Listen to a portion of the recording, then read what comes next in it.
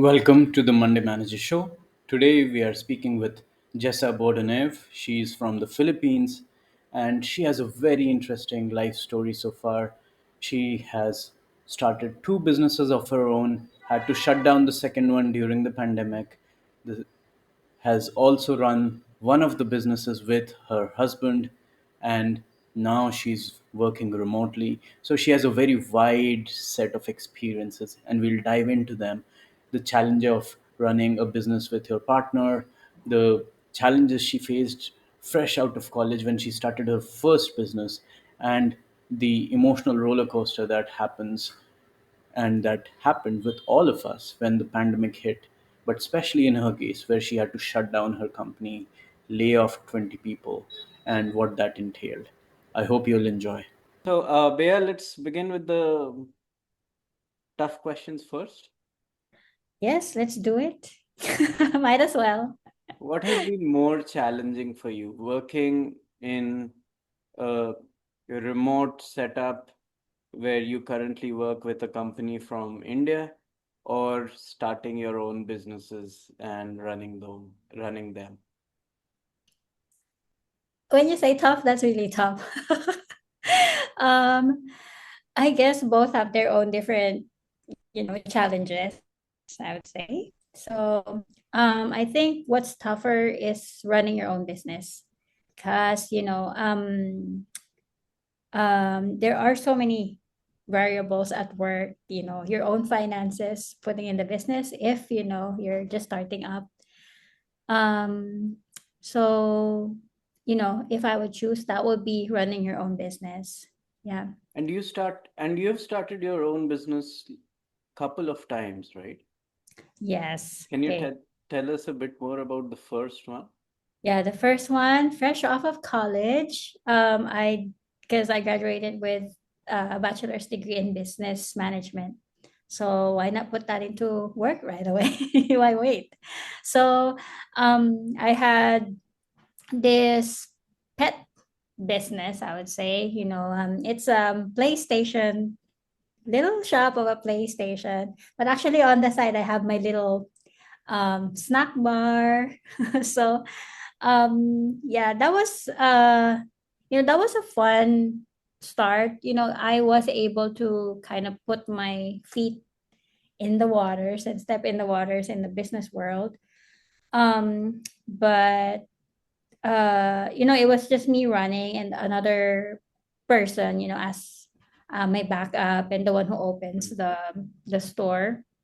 So it was like a video game shop Yeah, it's a video game where shop. people come and play the game, and then there's a little snack bar on the side. Yes, yes. I also run the little snack bar. So, I figured why would they just go and find snacks somewhere else, right? So, might as well just stay and, be comfortable and be fed. Yeah, so that was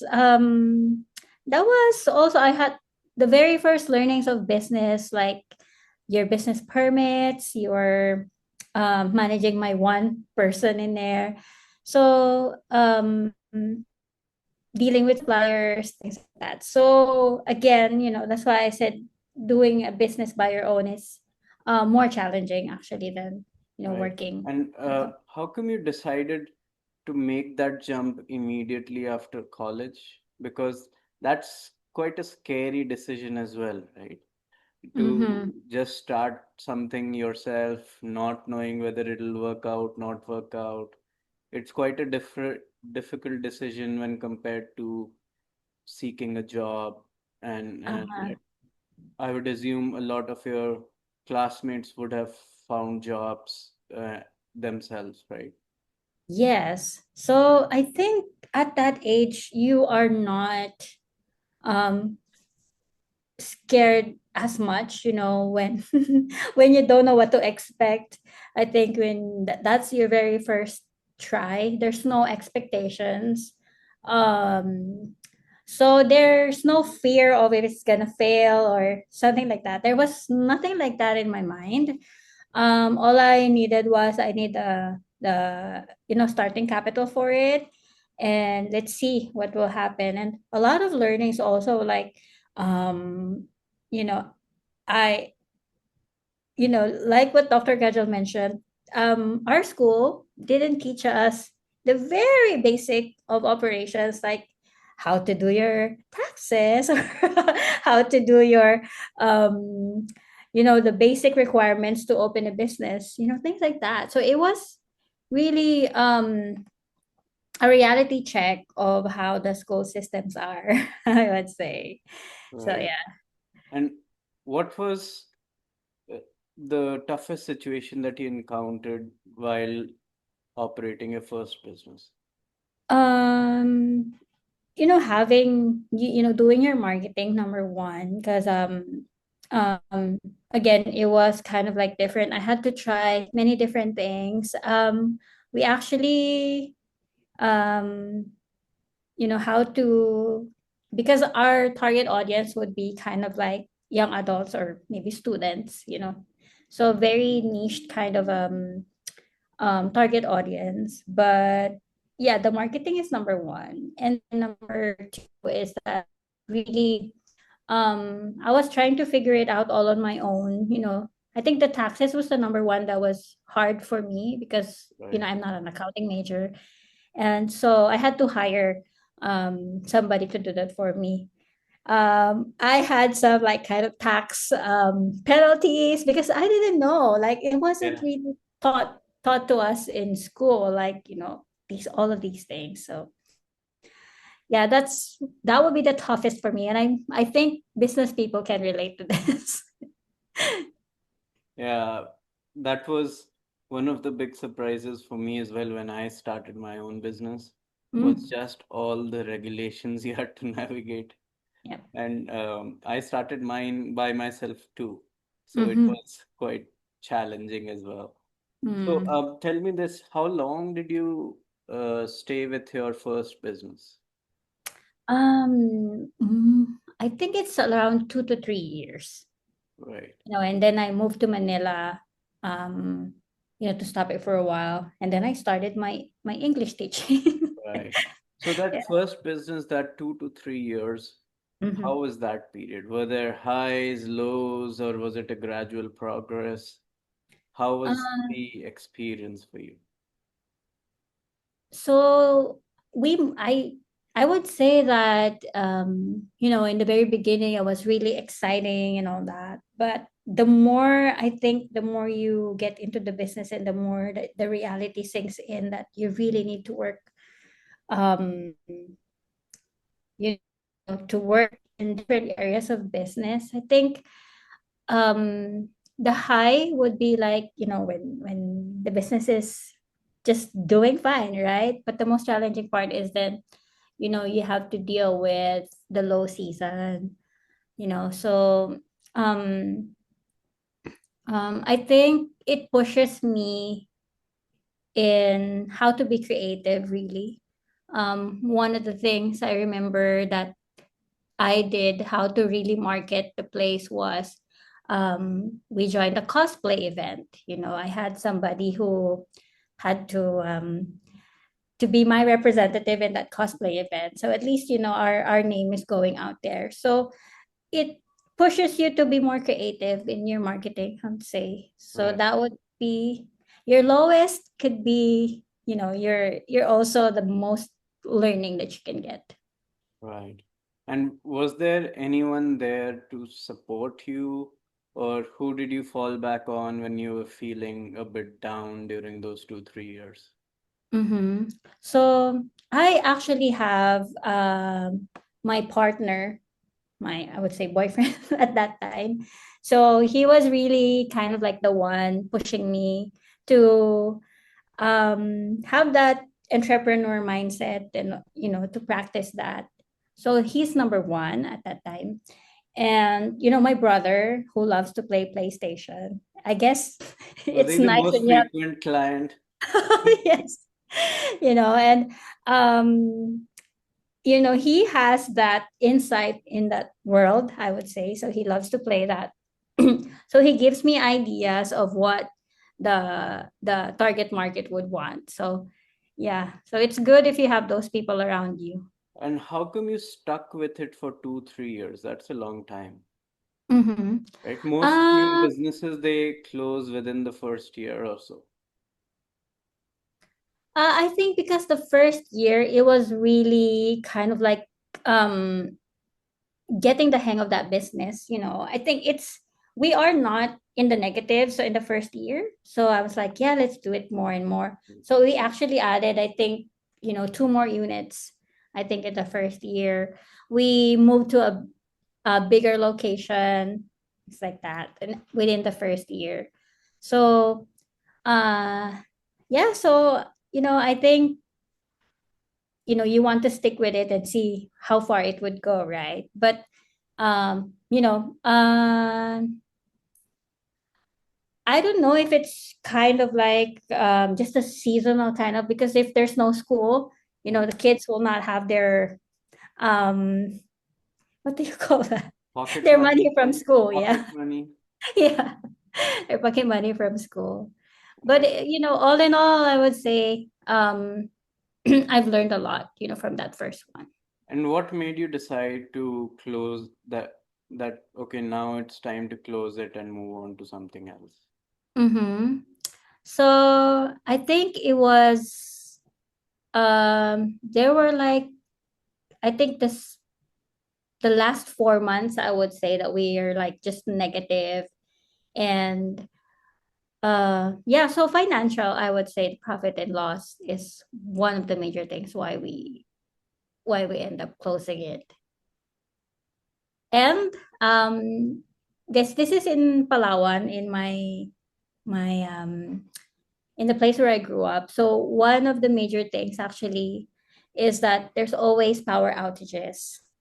So sometimes the units would, go out, and we Right. had to kind of replace. So yeah, take the infrastructure also in the place happen. So if there's no electricity and I have no backup, there's Right. gonna be no sale.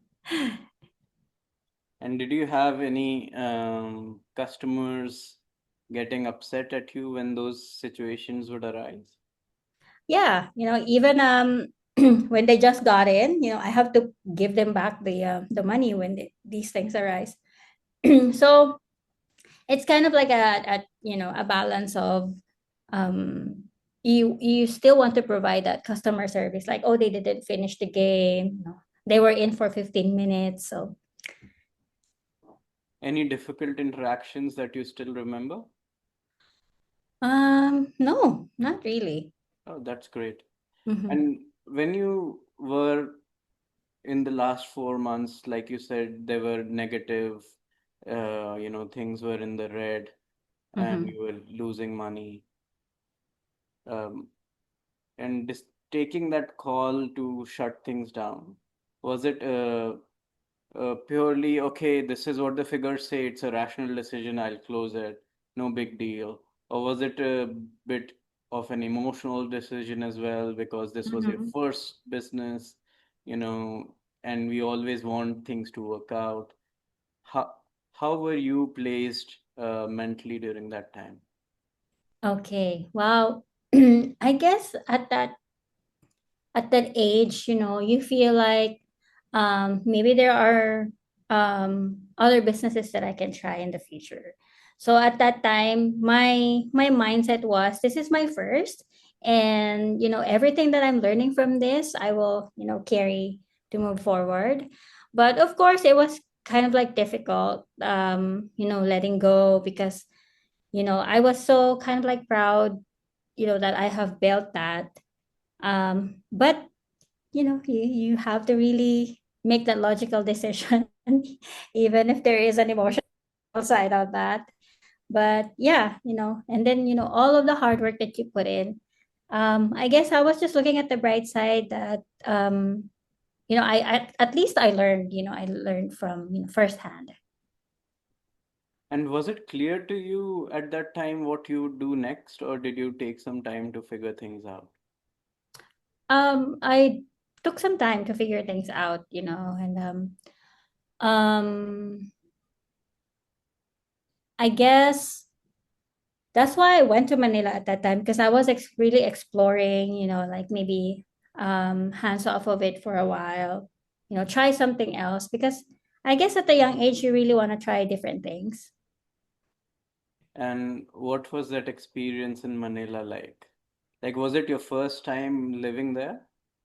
Yeah, actually living because I would go for vacation, Yeah, but living in Manila made me realize that um I could not live there for long, even though I maybe stay there for like 2 years, 3 years.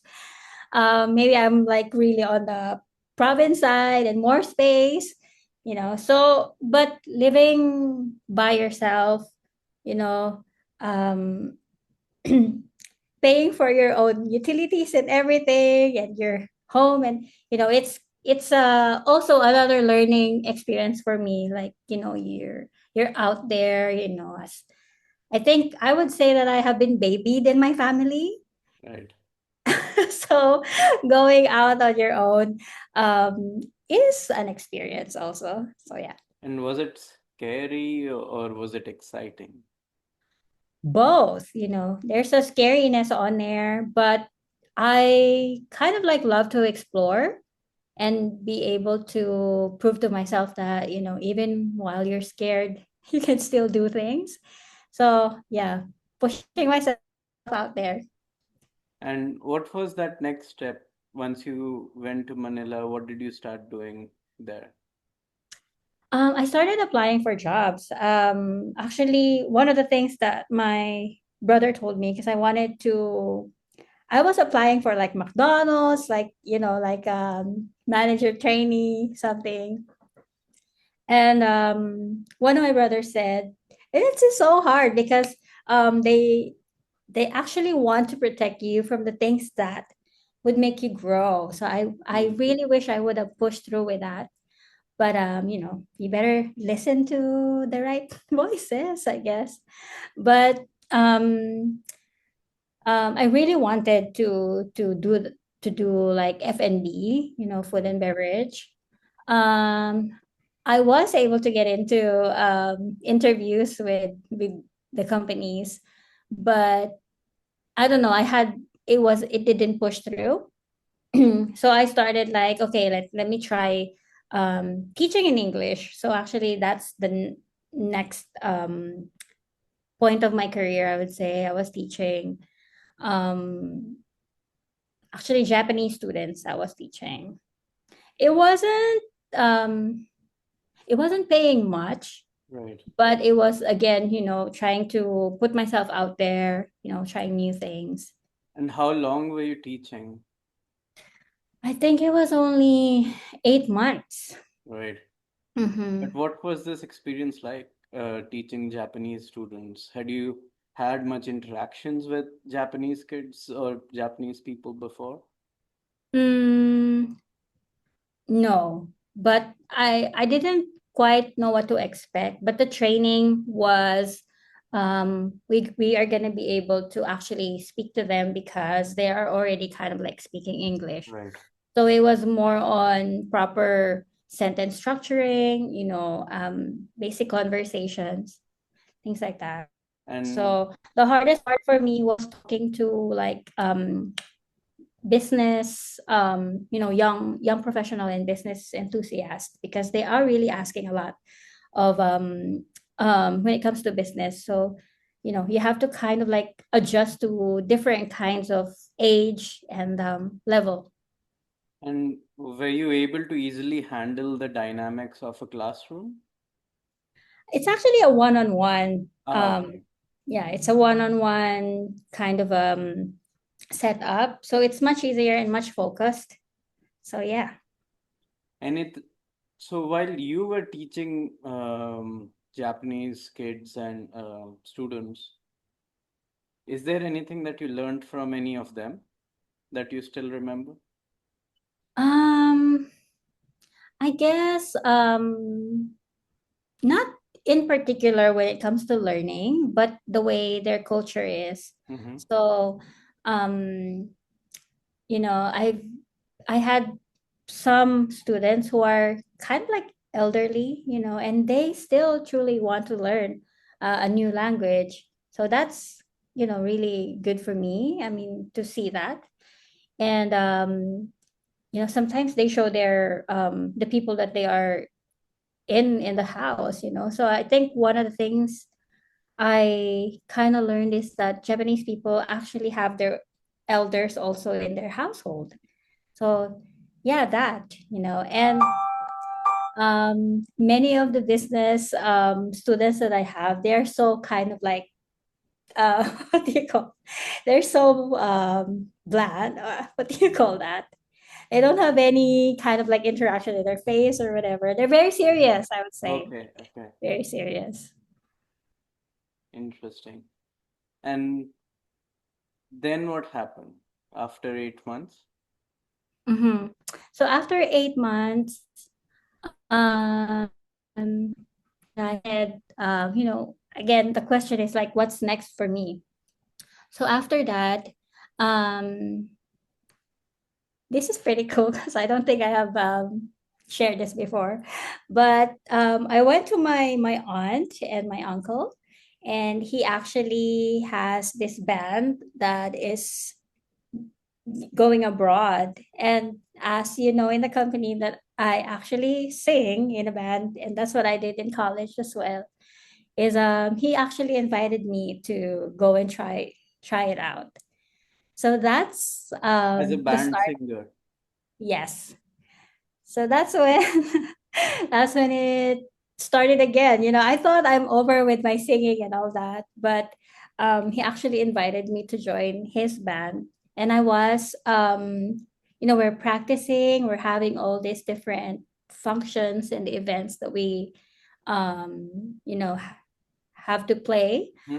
Um, and then I met my now husband, and he swept me away. So was it, did you end up singing at one of the events that he was attending? No, It- actually, me and my husband, we have been friends for quite a while. Yeah, so we just reconnected, Right. and yeah, so he came to the Philippines, but I was supposed to. My husband would always say that he's the Yoko Ono of the band. I'm not sure if you know Yoko Ono Yes. from the Beatles. Yeah. So because when I he actually proposed to me, and like I was supposed to go to another country, to be with the band. But he gave me that option, to we can get married and we can stay here and we can do whatever we want to do. And that's when our lemonade business came into be. Right.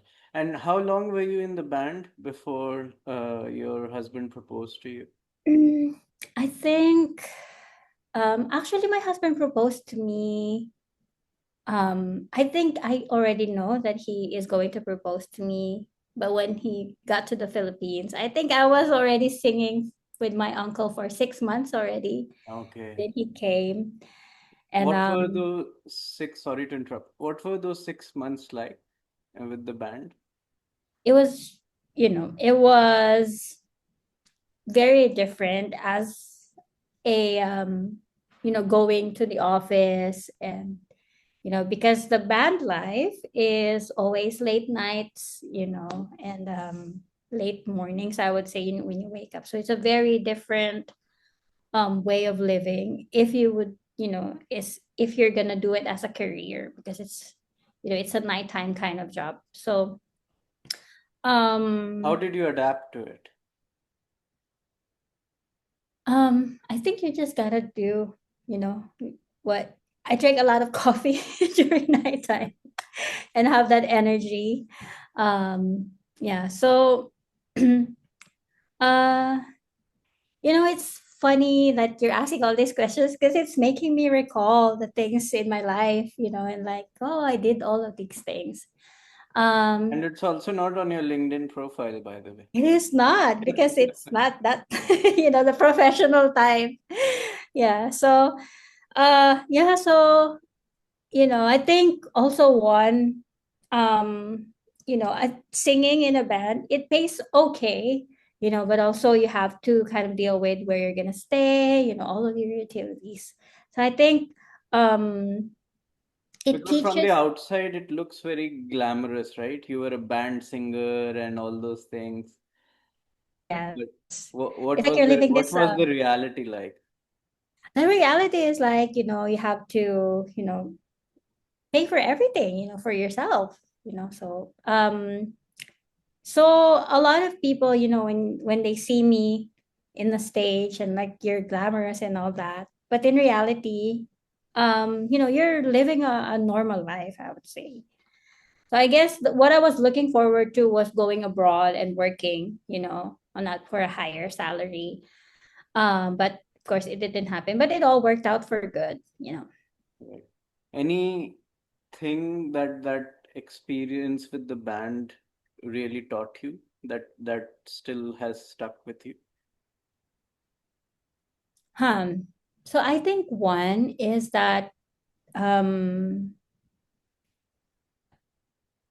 I look at it as a positive, but I always knew in my mind that that part of my life is just gonna be having a window wherein I know I need to have a backup plan or plan B. So I think that's what really taught me because um uh the thing that I have been seeing as a trend also in the Philippines is that many have grown old in that career and not really have built something for themselves. So that's Hmm. actually one of the lessons that I have um, learned through that. Like, I've seen this life, and I need to have something that would help me as I grow older and all that, because I feel that that would be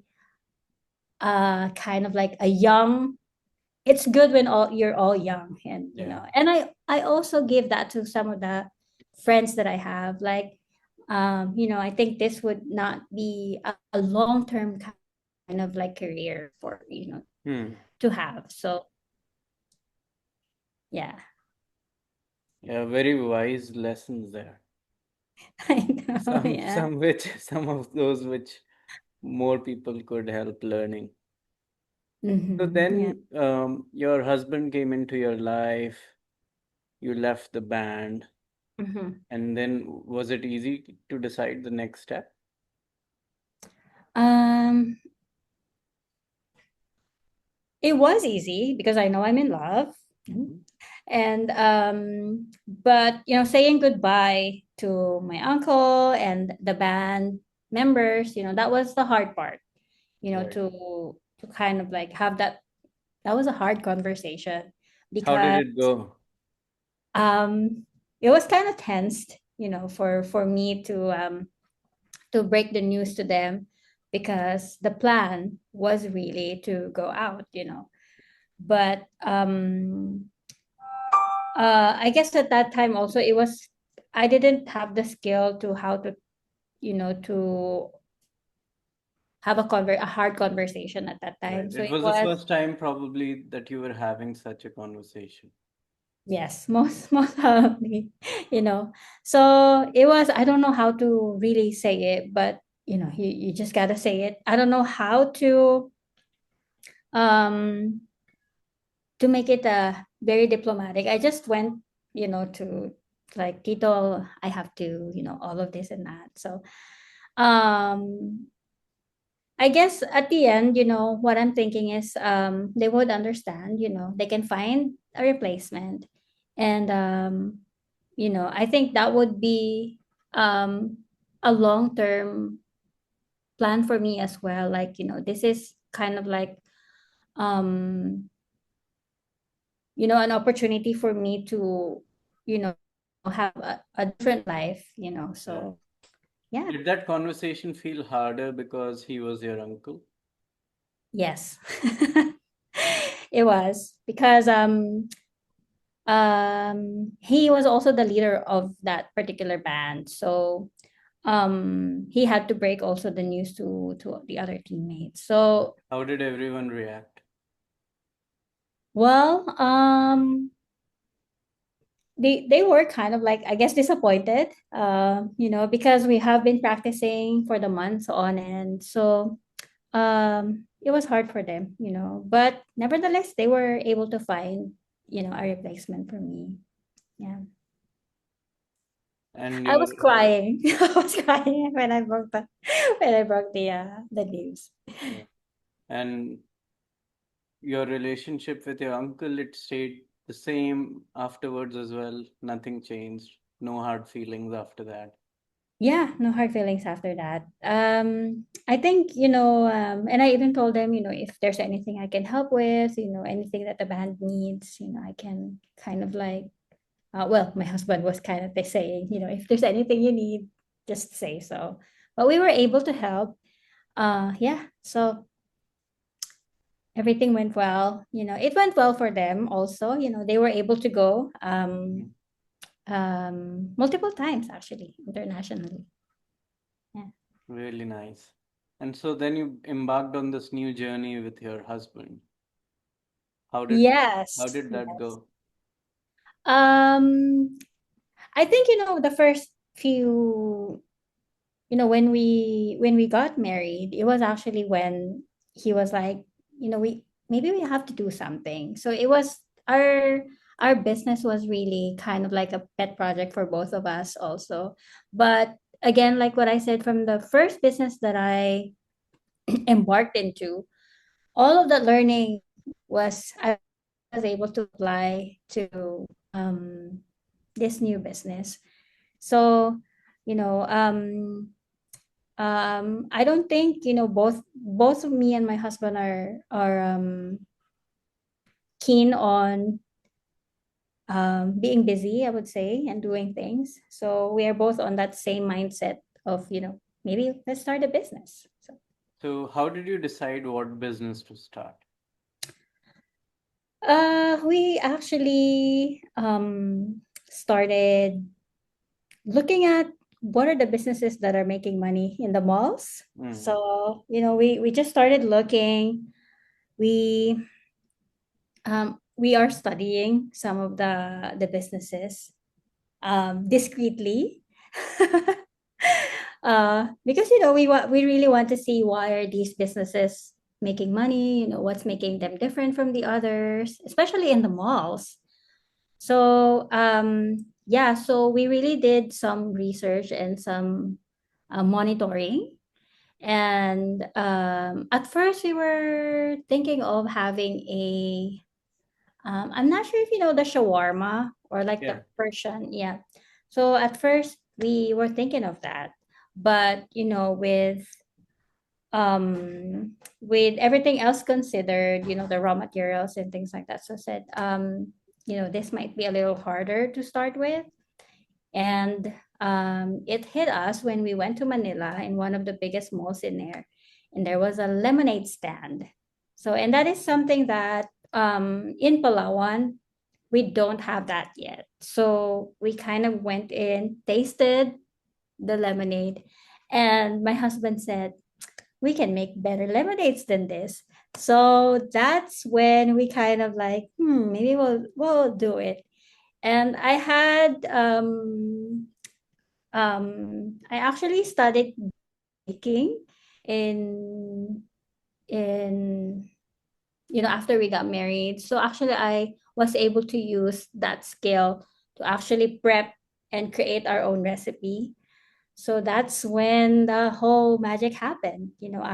I was creating the recipe. My husband is the taste tester.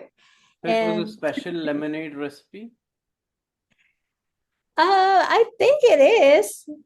I think it was kind of like a secret recipe. Right. Okay. So but it's just a lemonade. But what we um you know I think what is really great with me and my husband is that we really worked as a team um when we were really made that decision to let's do the lemonade. Right. So he was the one who knows, because Americans love lemonade actually. So he was the one who knows what a great tasting lemonade tastes like. Right.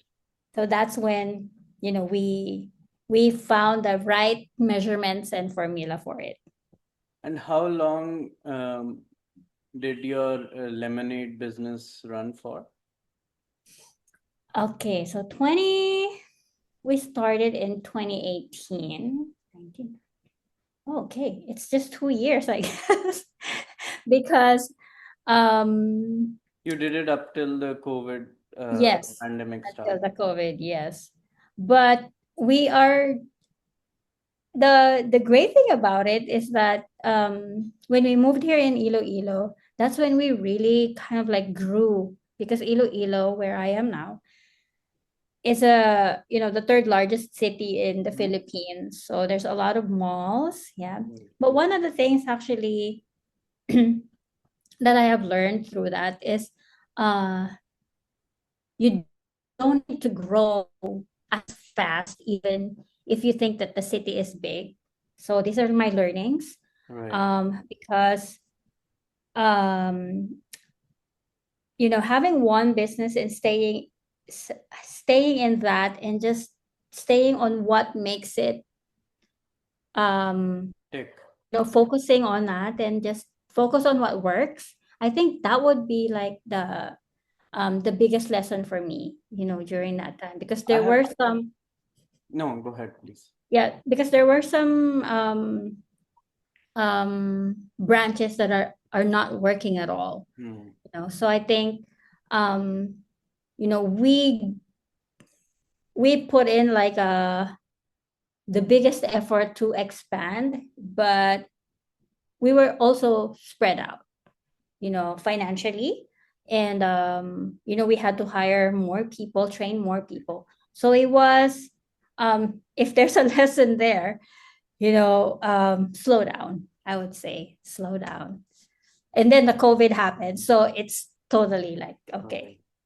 And I've seen couples who go into a business together.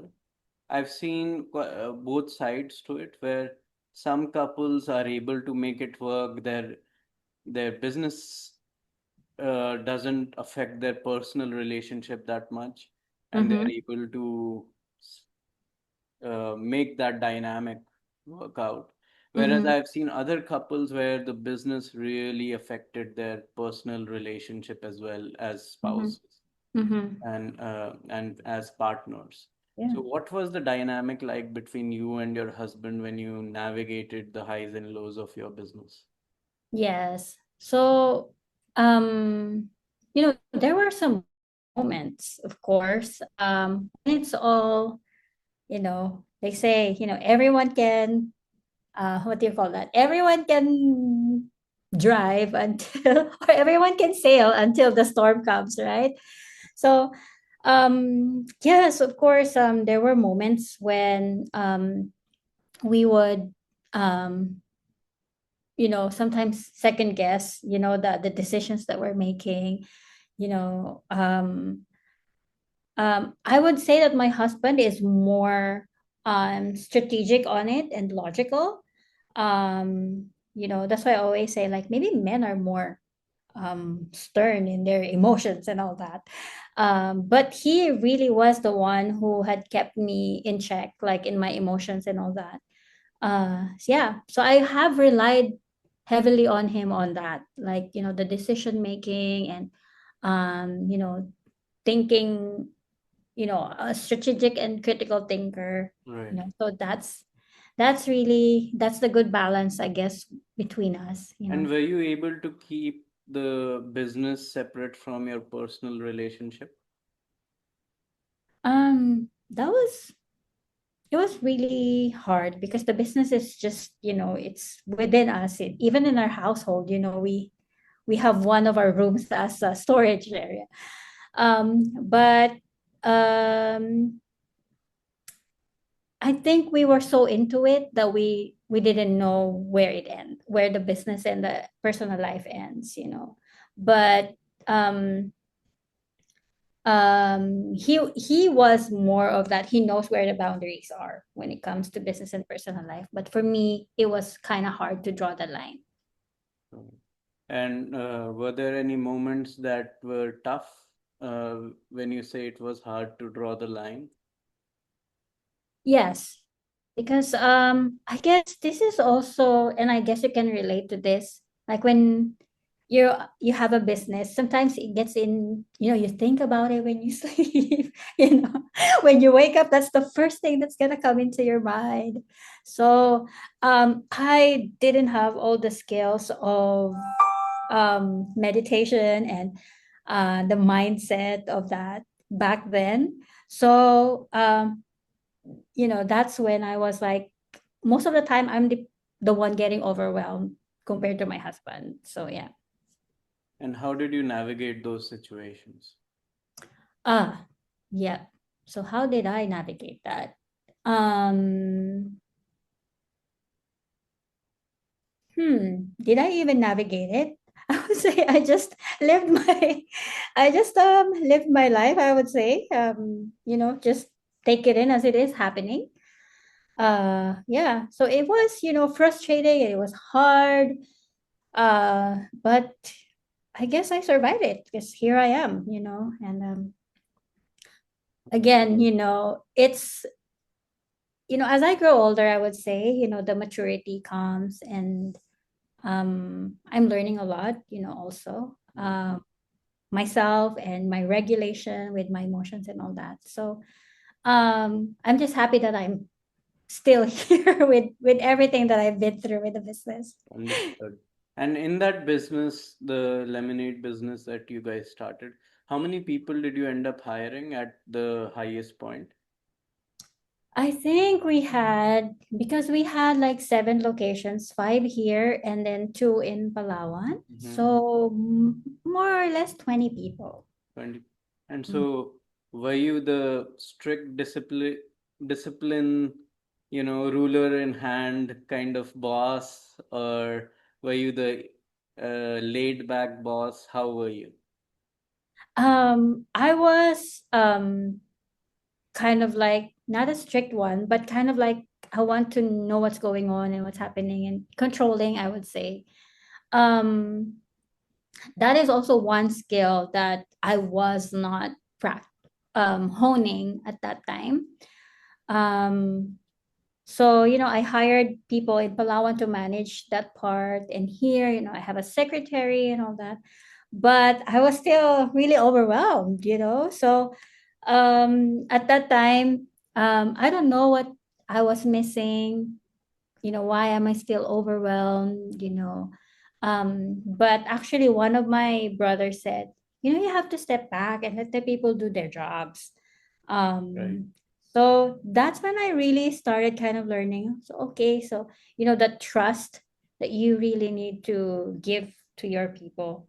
And I was reading your post today about like really giving the space, to the people, to the employees. So yeah, And were there any moments where your employees had got frustrated with your leadership? maybe, but it was never kind of like um, said on a meeting. So I Right. think that's one thing also, like the open communication and all that. I thought I was doing fine, right, leading the team, but uh, yeah. So a lot again, when you kind of look back, when I look back to that, like, oh, and learning a lot of leadership styles now.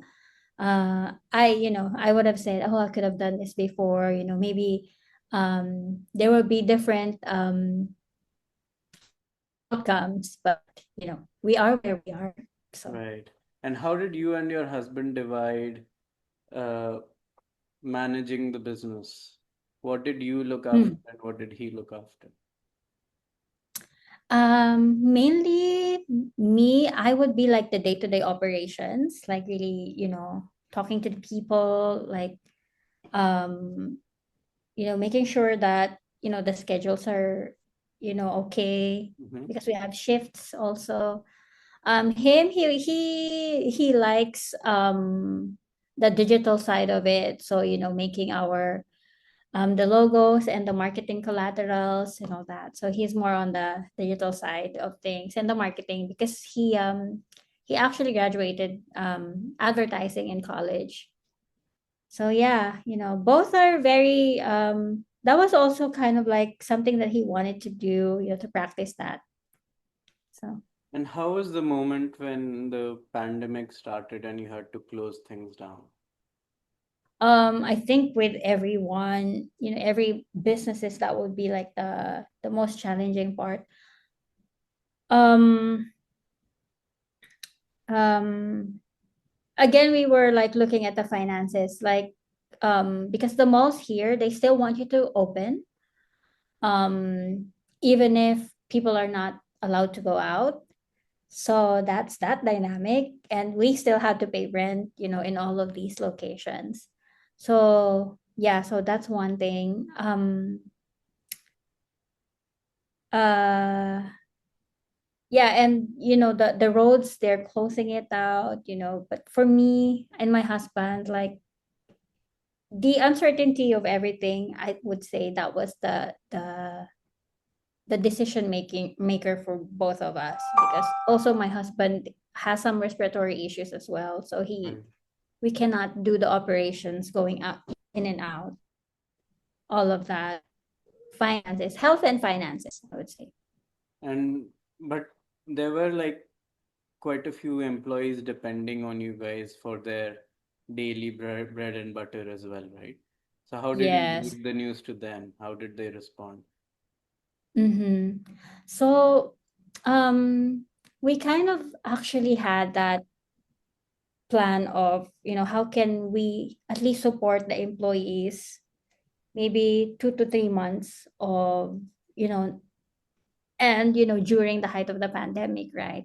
So we actually had to have that plan as well. Even our house help, who cannot come to our house, we still kind of like had that plan with her too. So yeah, those are the impact for us as well, like, financially, but also we have to, look after them as well. Like, they've been with us, they've also um believed in us and the product as well. So that was kind of the least thing we can do for them. And how did that conversation go when it was clear to everyone, okay, now the business is closing? Mm-hmm. Huh. So when we broke the news to them, I think, because they can see that the sales, and all of that are happening, and we're really spending in our own pocket as well. So I think they kind of like saw it coming, but we really need to make that call, and we are actually um fortunate enough, that we had the finances to have that last, few months to still provide finances for them. But what's nice about it is, after the pandemic, some of them started chatting with me, like, are we gonna open up again and things like that. So I think they appreciate, their time with us. And how did you navigate the sudden closure of your business and trying to figure out, the pandemic is there, the business has shut down, what do I do next? How was that Hmm. period for you? It was really hard for me, and as part of my learning also, at that time, my ego was kind of like, oh, the business is my identity and all that. And if the business fails, that means I'm a failure. So, those are the things. At that time, I wasn't even aware that that was my mindset. Um, but, it was, How did that mindset develop though? Because you shared that when your first business ended, you were like, "Oh, this is a great learning. I have had, whatever I have learned, I'll use it for the next one." And mhm, now you have just shared that, okay, when this shut down, the your mindset had become, "Oh, my business is closing. That means I am now a failure," and things. So mhm. how did that mindset shift happen? Um, I guess, when because our very first location was very successful. So I think, with that success, you grew into like, oh, like everything I try now is like gonna be successful, right? Because I'm just gonna duplicate what I did from on this and then do it on the others, right? Right. But I learned that the hard truth of, the demographics, the audience here in Iloilo, it's not the same. So I came in with that kind of like a lot of expectations already that it's going to be the same. So yeah, and really, really help, when you put in that hard work and, you're making it work, you're making it happen, right? So I think that's what got me into that kind of like mindset. So it was really hard for me. I think it was hard for my husband as well, but again, he was that more collected and more logic in his thinking. How So he long was the did? one who really, Yeah, sorry, go ahead. yeah, he was the one who's really pointing me towards like, this is the right mindset to be in this situation. And how long did it take you to recover from closing down your business?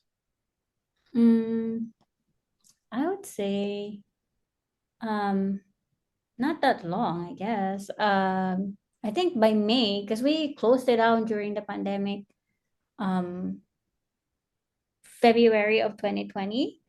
And I guess for me to be able to move my mind out of it, I started work from home. And that's when I put in the efforts now. Like, I will kind of, since we're all staying at home, why not, have a job at home? So I think that's where I focused my attention to. And yeah, so by June, I was able to really get off of it. So February, 4 months. Right. Yeah, so yeah. But that would have also been quite a big shift, right? From running and operating a physical business to now you are just by yourself sitting in front of a screen. You Mm-hmm. have to manage your own schedule. You have to do things in the house as well. Mm-hmm. What surprised you about that shift? Um, one is that um, I wasn't really sure if that was for me, number one. So it was a very kind of like a new environment because I have to learn a lot at a very short amount of time. So that's when I started with working with Amazon sellers. So I really had to learn a lot. So, and then what's good about it is that since I don't have to go out of the house or anything, um, I had the time to learn, Mhm. I'd say. And then of course the household, my our house help wasn't here. So it was kind of getting overwhelmed as well because we have pets also. So yeah. So that was kind of like I don't have a help now and I'm on my own in this household. So yeah. What was and when did the house help eventually return?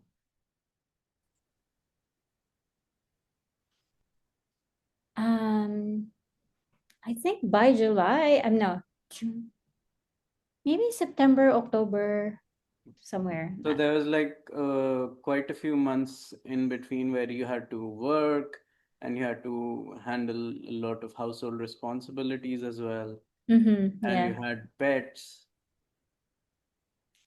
Quite some time, yeah. And it gets frustrating, because you want to clean the house, but you have to work. So you just choose from the two.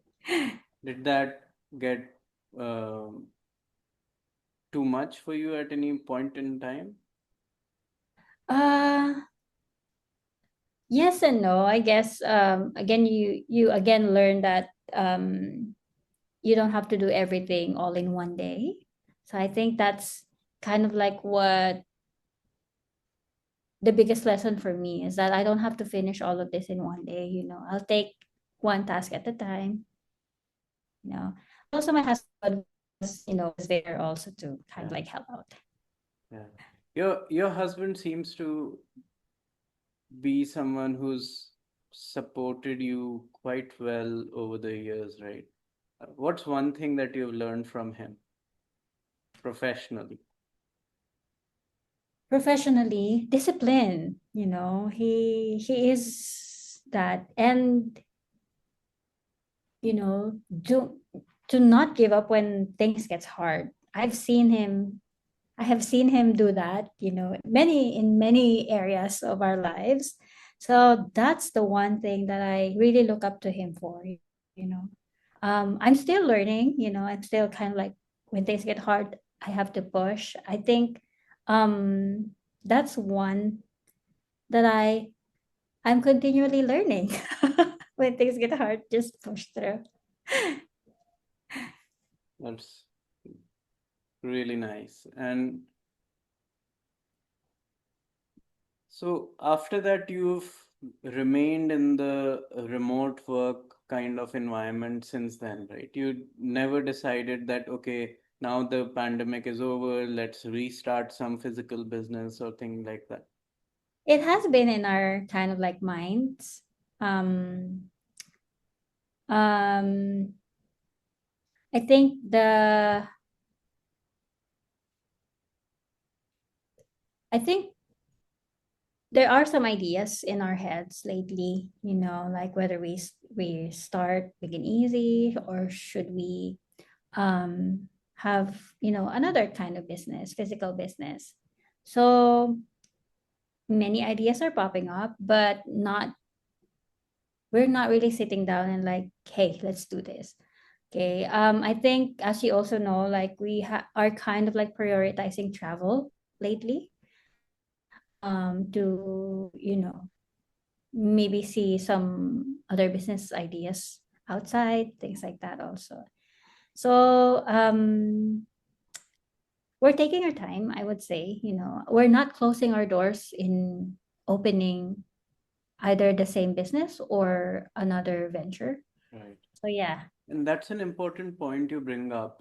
Many a times we are also involved in our day-to-day work and responsibilities and everything else that Mhm. we never really step back to think, okay, how do we want to design our lives, right?